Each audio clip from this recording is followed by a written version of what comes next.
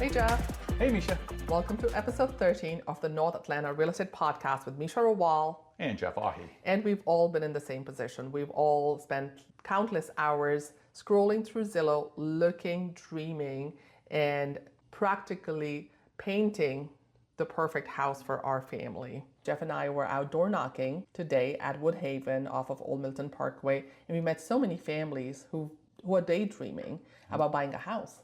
Absolutely. I think we ran into 3 or 4 that asked us basically questions like, what does it take to buy a house? But I think 3 out of the 4 said, how much do I have to save up? How much money do I need to actually buy a house? And so, sort of let's cover that and sort of the whole process from kind of beginning to end. And let's say I, as a first-time home buyer, want to buy a house for $500,000. Yeah. How much should I be budgeting for? Probably the easy way to say it, you're going to be your down payment. And so that's going to be whatever loan program you have, 3.5% for an FHA, maybe 3%, 5%, 10% for conventional. Maybe you put down 20 or 25%. Okay, no so PMI. let's say I want to put down 10%.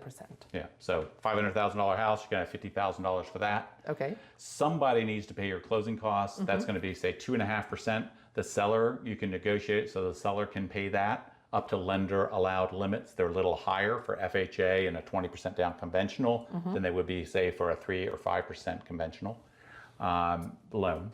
And so you need to then have that, and then you need to figure for your escrows, about for your taxes and insurance, probably good to budget just under 1%. Maybe just use 1%, easy number. So you got $5,000 for that. And then you've already put some earnest money down. So that's a credit to you that comes back to you at that time. So if you put down $5,000, that will be a credit that you get back that goes towards these costs. So for a $500,000 house, I put down 10%, $50,000, the 2.5% closing cost of $12,500, the inspection, let's say $600, the appraisal, another $600,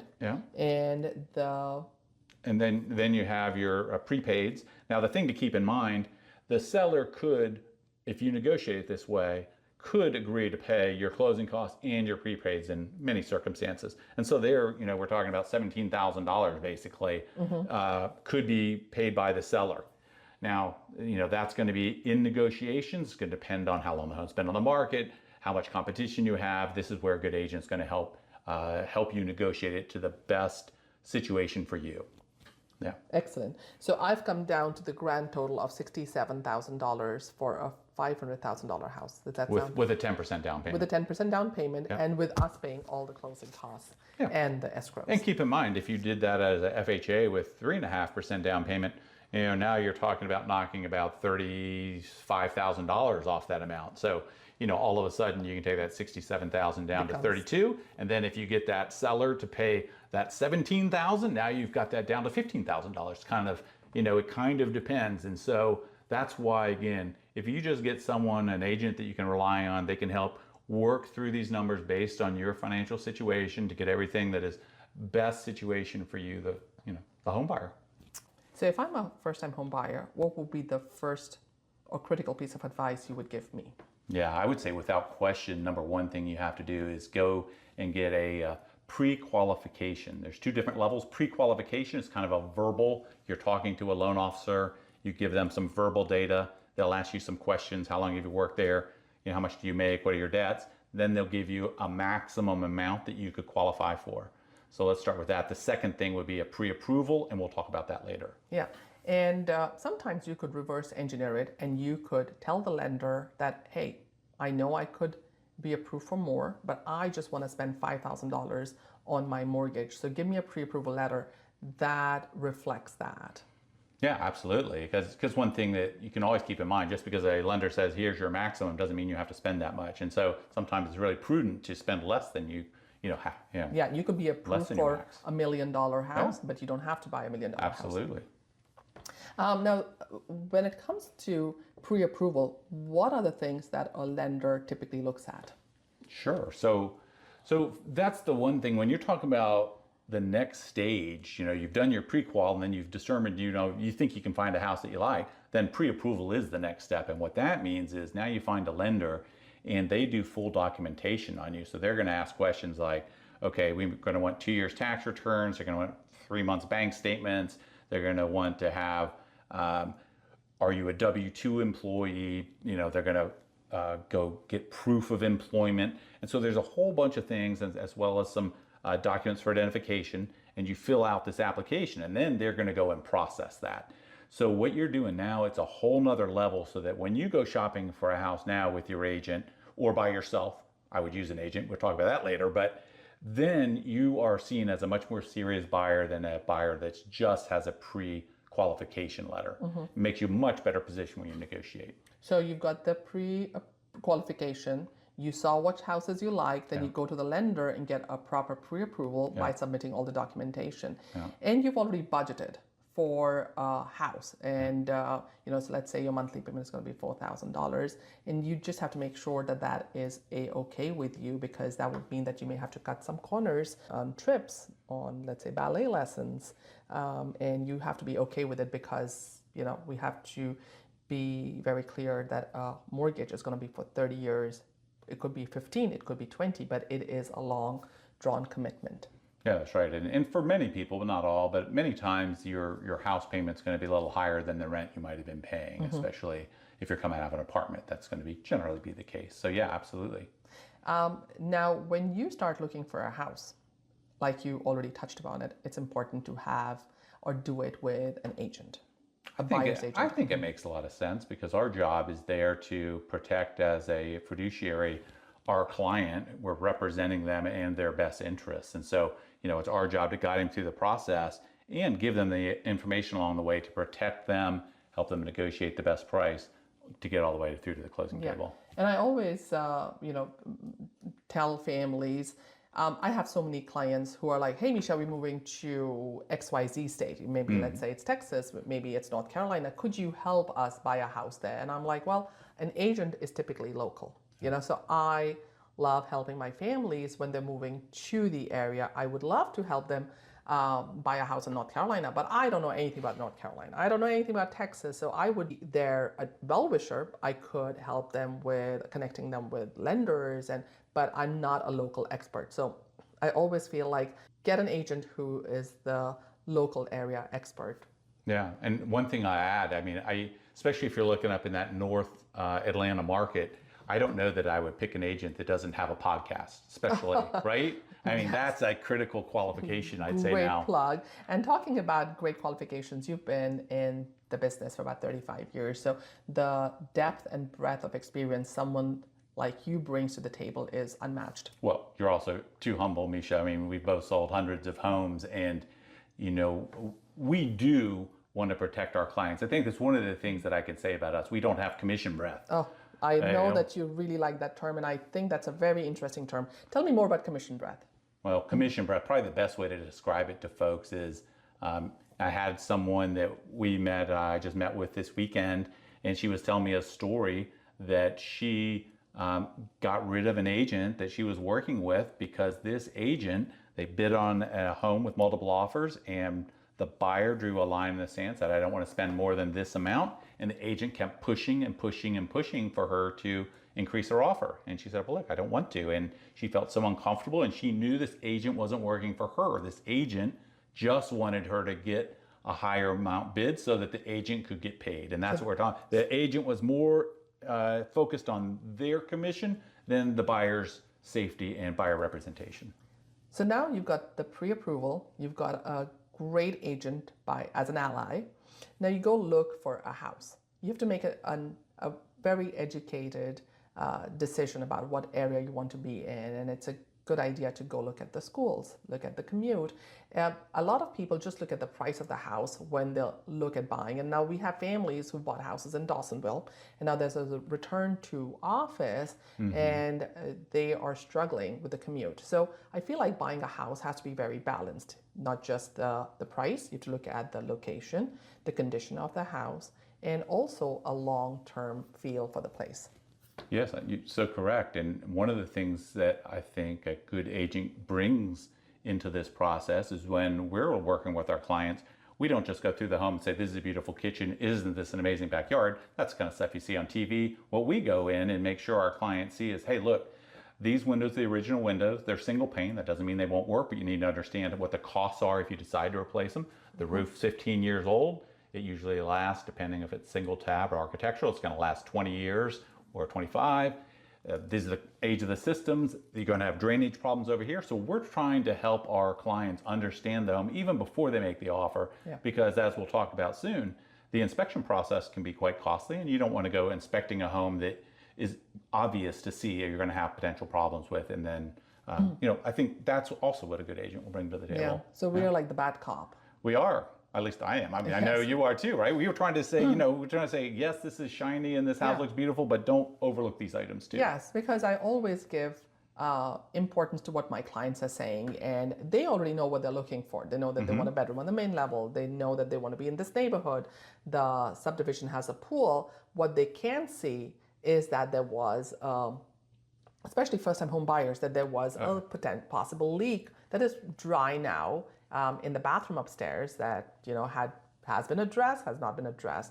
There could be possible termite damage. There are drainage issues, soil erosion. So things that are generally overlooked by someone who is enamored by the look and the feel of the house. Yeah, one thing, and I think it was one of the I was covering for you when you were out of town. I showed one of your clients, and we saw a house, and I remember climbing over the bank and down behind the house and saw the retaining wall had substantial damage. And if there are things to look out for. Yeah, so agents with commission breath will not No, they won't. They'll just hope that the inspector overlooks it and nobody really says anything about it.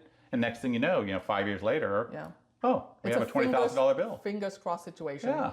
Alrighty, we're not the fingers crossed agents. No. Now you found the house of your dreams, and your agent has made it happen. We've made an offer, and we've gone through, deposited the earnest money, and we are waiting for the house to be inspected. And as good agents, we've already pre-screened the house. Right, absolutely. But that doesn't mean we did a full job, and so you absolutely need to get a professional home inspection. So, Meesha, I know you work with a lot of great inspectors too, and tell us a little bit about the types of inspections that you recommend your clients to have. So, if we're doing a new construction, then I always suggest paying that $195 for a pre-drywall inspection, so you can see what is behind the drywall before it comes up. And if it's a resale, then definitely get the whole house inspected. If the house has a basement, then the radon inspection, definitely the roof inspection. The sewer and the septic, the house is on a septic, then definitely get the septic inspection done. And these days, the sewer inspection is something that is recommended for older houses. But I believe there was an incident in your neighborhood, which is fairly young. So right, we had a property that was just in our neighborhood, and the neighborhood's only 6 years old, and that home already had roots growing into the sewer line system. And so, it was thousands of dollars to get this corrected.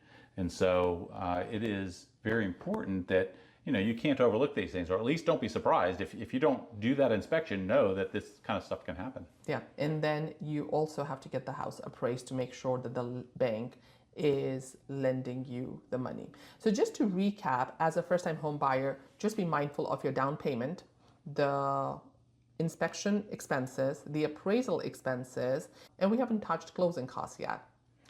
Yeah, and maybe if we can, let's go back with the inspections. Let's just give some simple context with dollar figures on some of this. So if you're doing a home inspection and you're doing maybe a small property, a townhome, you might be able to get it for $400 or $450. But if you're doing a larger home that we find out in this area, you could spend $500 to $1,000 even if it's a large home with a basement. Appraisals are going to be, say, $500 to $600. A radon inspection, maybe $200. You're going to spend a septic inspection is been a little while since I've $700 maybe, something like that.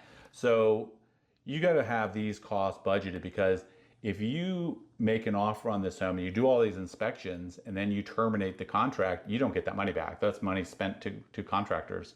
And so that money's gone, and when you find the next house, you're gonna have to do the same thing over again. Yeah, and I always look at inspections as an investment into your house, not as a wasted expense, because a good home inspector will be able to find issues, they're not there to compliment your house. And the home inspector is not coming in there to ooh and ah about your house. He's only there for one purpose, is to criticize the house and make a laundry list of items that are wrong with the property. So they will find items that could be monitored or would need to be taken action on immediately.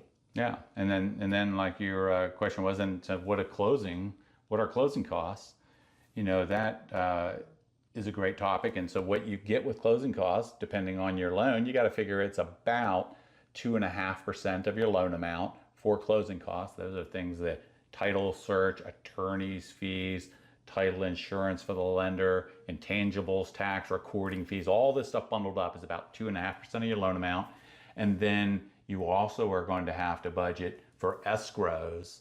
And so what are the type of escrows, Meesha, that we typically find in a sales purchase? Typically, you'll be looking at taxes and insurance. So there is a term called PITI, which I think every home buyer should be aware of. It stands for PITI, stands for principal, interest, taxes, and insurance. Okay. And then the TI is what the escrow will, for the most part, cover. It'll be the taxes and insurance. And taxes is something that your lender has absolutely no control over. Yeah. So whenever you do get the closing cost information, just ask them for closing costs and prepaid so you get a more holistic number for budgeting.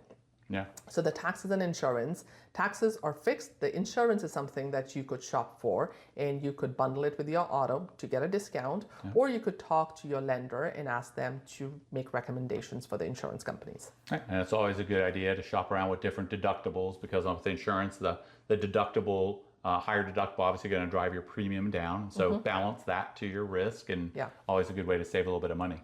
So I guess now we've talked about the process of all the costs in the closing. Now let's say we're just about to go to the closing. Let's say our closing day is tomorrow. What should the agent and buyer be doing if your closing is tomorrow? So it's a two-step process. You need to schedule your final walkthrough, and you need to go over your ALTA or your settlement statement. Now the final walkthrough would be for making sure that the house is in the condition that you last saw it. And so let's say you make an offer on the 1st of September, it would take about 30 to 45 days to close on a house. So let's say we close on September 30th. On the 29th of September, you'll go through the entire house to make sure that there were no accidents that happened, that the house looks clean, that everything is as you saw it, and all the items in the personal property bill of sale, or that it's not like they said that they'll leave the refrigerator, now the refrigerator is missing. So little things like that could get overlooked, or errors of judgment were made. But is this a time when you can go back and say, hey, look, they moved the bed. I didn't notice there was a little scuff mark on the wall. Yeah, tricky situations for all parties involved, because the seller was like, well, your inspector didn't catch it. And you're like, well, there was a giant bed on it. So just have to navigate through situations like this. And that's where a good agent comes into play. Sort of grease the wheels and get everybody happy. And yes, absolutely, towards the closing table. And now the second part of heading towards the closing table is the settlement statement, or the ALTA, is when you make sure that all the numbers on the settlement statement are exactly as you anticipated. Because at the end of the day, whatever is in the closing statement cannot be changed after the closing is done. So just make sure that you go through all the margins and all the itemized. I mean, and the agent can help you go through that, and certainly at the closing table, the closing attorney will help explain it if there's something you still have questions about. Yes. Well, thanks, Meesha, for that great wrap up. I think we gave everybody a great show today. So if folks have other questions that we didn't cover, I guess please call either Jeff or Meesha, and we'll be happy to help you, and look forward to seeing you next time. Until then, bye-bye.